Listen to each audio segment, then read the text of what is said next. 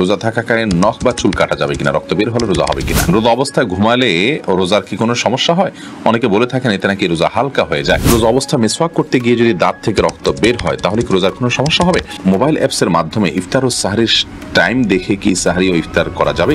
যাকাতের টাকা দিয়ে কি এতিমখানা ইফতার বিতরণ করা যাবে? নামাজের মধ্যে খারাপ কিছু মনে করলে করণীয় কি? আমার বাবা শারীরিক অসুস্থতার জন্য রোজা রাখতে পারেন না, সেজন্য আমি কি করতে পারি? নামাজের সময় কি মহিলাদের পায়ের পাতা ঢাকা আবশ্যক? রোজা রাখা অবস্থায় কি রক্তদান করা যাবে? সৌসিদ্দা দিতে ভুলে গেলে করণীয় কি? আমার দোকানে 3 লক্ষ টাকার মাল আছে, এই টাকার কি যাকাত দিতে হবে? রোজা রেখে যদি পুরুষ ডাক্তারকে শরীরের অঙ্গ দেখাতে বাধ্য হই তবে কি রোজা হবে? ব্যাংকে জমা টাকার উপর কি যাকাত দিতে হবে? জামাতে নামাজ পড়ার সময় যদি ইমামের পেছনে দাঁড়ানো অবস্থায় আমার কোনো ভুল হয় তাহলে করণীয় কি? নুরুজ্জামান সনি আপনি লিখেছেন রোজা অবস্থা মিসওয়াক করতে গিয়ে যদি দাঁত থেকে রক্ত বের হয় তাহলে কি রোজার কোনো সমস্যা হবে? না, রোজার কোনো সমস্যা হবে না। তবে মিসওয়াক যদি করতে চান আর মিসওয়াক করতে গিয়ে যদি আপনার দাঁত থেকে রক্ত বের হয়ে যায় তাহলে আপনি থুতু ফেলে দিবেন এবং থুতুগুলো গিলবেন না, এগুলো আপনার কাজ এবং দায়িত্ব। এটুকু যদি আপনি করেন তাহলে ইনশাআল্লাহ বিইذনিল্লাহ আপনার এর কারণে রোজার কোনো ক্ষতি হবে না। শাহিদুল ইসলাম আপনি লিখেছেন রোজা রাখা অবস্থায় কি রক্তদান করা যাবে? যাবে। রোজা রাখা অবস্থায় রক্তদান করার ফলে আপনি অসুস্থ হয়ে রোজা ভেঙে ফেলতে হতে পারে, এরকম পর্যায়ে যাওয়ার আশঙ্কা যদি না থাকে, নর্মালি যদি একজন স্বাভাবিক সুস্থ মানুষ থাকেন কোনো অসুবিধা নেই, তাতে রোজা রাখা অবস্থায় আপনি এটা করতে পারেন। শাহিন সুলতানা দরিশ এডি থেকে আপনি লিখেছেন রোজা রেখে যদি পুরুষ ডাক্তারকে শরীরের অঙ্গ দেখাতে বাধ্য হই তবে কি রোজা হবে? রোজা হয়ে যাবে, এর সাথে রোজা না হওয়ার কোনো সম্পর্ক নেই। রোজা না হওয়ার সম্পর্ক সুনির্দিষ্ট কিছু কাজের সাথে, যদিও রোজা রেখে পাপের কাজ গুনাহের কাজ করা উচিত নয়, বিশেষভাবে অন্যান্য সময় যেটা উচিত নয় সেটা এটা আমি আরো গুরুত্বের সাথে মেনে চলা উচিত। অতএব রোজা রেখে পরপুরুষের ডাক্তারকে দেখাতে যদি আপনি বাধ্য হন, ওই রোগের যদি মহিলা কোনো ডাক্তার না থাকে তাহলে যতটুকু দেখানোর প্রয়োজন হয় ততটুকু যদি দেখান, এ কারণে রোজার কোনো ক্ষতি হবে না ইনশাআল্লাহ তাআলা। যাকাতের টাকা দিয়ে কি এতিমখানা ইফতার বিতরণ করা যাবে? যদি যাদেরকে আপনি ইফতার দিচ্ছেন তারা যদি যাকাতের হকদার হয় তাহলে সেক্ষেত্রে তাদের ইফতারির আইটেমের অভাব আছে আপনি জানলে যাকাতের টাকা দিয়ে সেটা আপনি কিনে দিতে পারেন। তাহলে অনেকগুলো বিষয় এখানে আছে। প্রথম হলো তারা যাকাতের হকদার কিনা, দ্বিতীয়ত হলো ইফতারের যে আইটেমগুলো কিনে দিচ্ছেন এগুলো তাদের নিড আছে কিনা, অর্থাৎ এগুলোর অভাব আছে কিনা, তাহলে সেক্ষেত্রে আপনি তাদেরকে সেটা কিনে দিতে পারেন। এর চাইতে জরুরি কোনো প্রয়োজন যদি তাদের থেকে থাকে তাহলে সেটা পূরণ করার চেষ্টা আপনাকে করতে হবে। এই জন্য যাকাত আদায়ের ক্ষেত্রে সবচেয়ে উত্তম এবং নিরাপদ পন্থা হলো নগদ টাকা দিয়ে দেওয়া, যাতে করে গরিব মানুষ তার প্রয়োজনটা পূরণ করতে পারেন। এতিম বাচ্চার কোনটা বেশি প্রয়োজন, কোনটার বেশি নিড, সেটা যদি আপনি জানেন তাহলে সেক্ষেত্রে সেই নিডটা আপনি ফিল আপ করার চেষ্টা অবশ্যই করতে পারেন। সেই নিডটা ফিল আপ করলে ইনশাআল্লাহ বিইذনিল্লাহ আপনি আল্লাহ তাআলার কাছে আজর পাবেন অপুরন্ত। রাজ্জাক সিরাজ আপনি লিখেছেন আমার দোকানে 3 লক্ষ টাকার মাল আছে, এই টাকার কি যাকাত দিতে হবে? জি ভাই, এই টাকা যাকাত দিতে হবে। বছরে একবার আপনি স্টক মিলাবেন, স্টক মিলিয়ে আপনি সেই স্টকের আপনার বিক্রয় মূল্য কি, এটার ভ্যালু কত আছে সেটা ধরে সেটার যাকাত আপনি হিসাব করে দিবেন।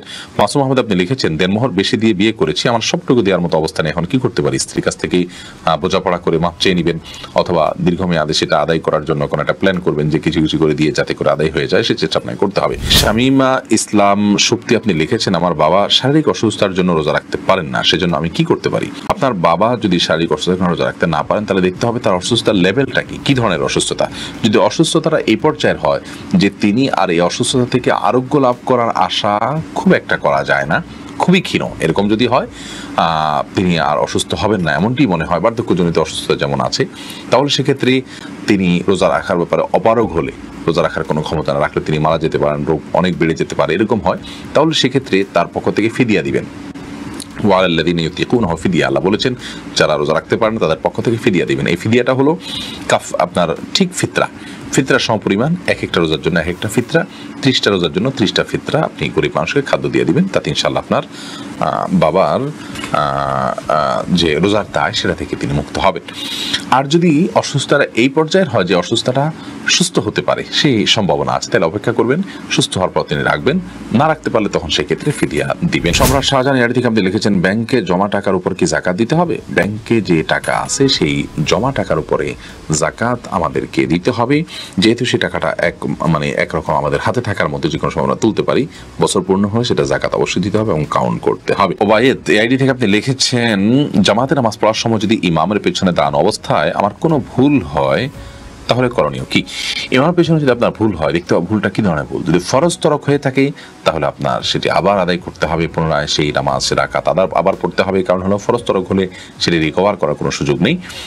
ধরুন আপনি রুকুই করলেন না, রাকাতটা চলে গেল, সিজদাই করলেন না, রাকাতটা মিস হয়ে গেল, তাহলে তো ফরজ তরক হয়ে গেল, বিধায় আপনার নামাজ হবে না, এটা আবার পড়তে হবে রাকাত।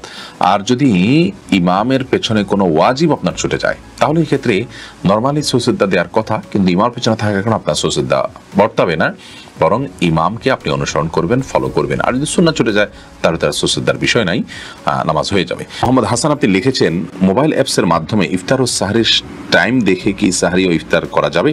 কারণ অনেক সময় মসজিদে আজান দিলেই তবে ইফতার করা হয়, অথচ ইফতারের টাইম আর আজানের টাইমের সাথে মিল থাকে না। মোবাইল অ্যাপসের মাধ্যমে ইফতার এবং সাহরির যে টাইম, এই টাইম দেখে আপনি ইফতার এবং সাহরি করতে পারেন। মুশকিল হলো যে সব অ্যাপগুলোতে সঠিক তথ্য আছে কিনা এটি কিন্তু নিশ্চিত করে বলা কঠিন। এজন্য আপনাকে সেটা যাচাই করে নিতে হবে যে এই অ্যাপে দেওয়া তথ্য এবং যে টাইম আছে সেই টাইম শিডিউলটা ঠিক আছে কিনা। যদি ঠিক থাকে তাহলে সেটাকে আপনি ফলো করতে পারেন।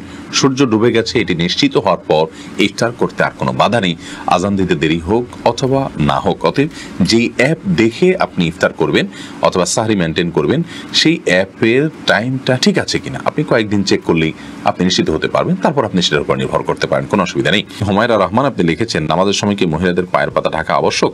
এ বিষয়ে মতপার্থক্য আছে যে পায়ের তলার অংশ ঢাকতে হবে কিনা সেটা মতপার্থক্য আছে, এবং টাকার নিচের অংশ ঢাকতে হবে কিনা এটার মতপার্থক্য আছে। অনেক বলেছেন উপর ঢাকতে হবে না, অনেকে বলেছেন ঢাকতে হবে। ঢাকাটাই নিরাপদ, তবে পায়ের তলাও ঢাকতে হবে এটি আবশ্যক অবশ্যই নয়। রেদওয়ানুল ইসলাম আপনি লিখেছেন, রোজা অবস্থায় ঘুমালে রোজার কি কোনো সমস্যা হয়? অনেকে বলে থাকেন এতে নাকি রোজা হালকা হয়ে যায়। না, এটা আমাদের নিজেদের ধারণা যে রোজা অবস্থায় ঘুমানো রোজা হালকা হয়ে যায়। রোজা হালকা হওয়ার কোনো অপশন নেই, বিশেষ করে ঘুমানোর মাধ্যমে রোজা হালকা হওয়ার কোনো সুযোগ নেই। তবে হ্যাঁ, আমাদের দিন এবং রাত রমাদানে প্রতিটা সময় গুরুত্বপূর্ণ, সেজন্য একেবারে অহেতুক অলস ঘুমিয়ে এবং শুয়ে শুয়ে কাটানো এটা রমাদান মাসের যে তাৎপর্য সেটার পরিপন্থী কাজ। সেই হিসাবে এই কাজটা অনুত্তম কাজ, ভালো কাজ নয়। কিন্তু কোনো কারণে ধরুন কেউ শুয়ে থাকতে হলো, তিনি রাতভর জেগেছেন, সেজন্য দিনে তিনি শুয়ে রয়েছেন, তাহলে এটার কারণে তার রোজার কোনো ক্ষতি হবে না এবং কোনো ফজিলতের কোনো ঘাটতি বা কমতি হবে না ইনশাআল্লাহ তাআলা। জাইনা আফরোজ আপনি লিখেছেন, নামাজের মধ্যে খারাপ কিছু মনে করলে করণীয় কি?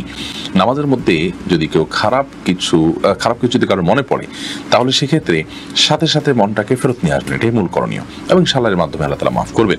মাসুমা আক্তার আপনি লিখেছেন, সুজদা দিতে ভুলে গেলে করণীয় কি? যখন স্মরণ আসবে তখন দিয়ে দিবেন। আর যদি আপনি সালাত শেষ করে অন্যদিকে হাঁটাচলা করছেন তারপরে মনে হয়েছে তাহলে সেক্ষেত্রে আপনি আবার সে নামাজ পড়বেন। সিঙ্গার মাসুদ জ্যাকসন এই আইডি থেকে আপনি লিখেছেন, রোজা থাকাকালীন নখ বা চুল কাটা যাবে কিনা? রক্ত বের হলে রোজা হবে কিনা? চুল বা নখ কাটা যাবে এবং রক্ত বের হলে রোজা হবে, কোনো অসুবিধা নেই। রক্ত যদি অনেক বেশি বের হয় শরীর থেকে, যে দুর্বল হয়ে গেছেন আপনার, যার ফলে রোজা আপনি কন্টিনিউ করতে পারছেন না, সেটা তো আরেক বিষয়।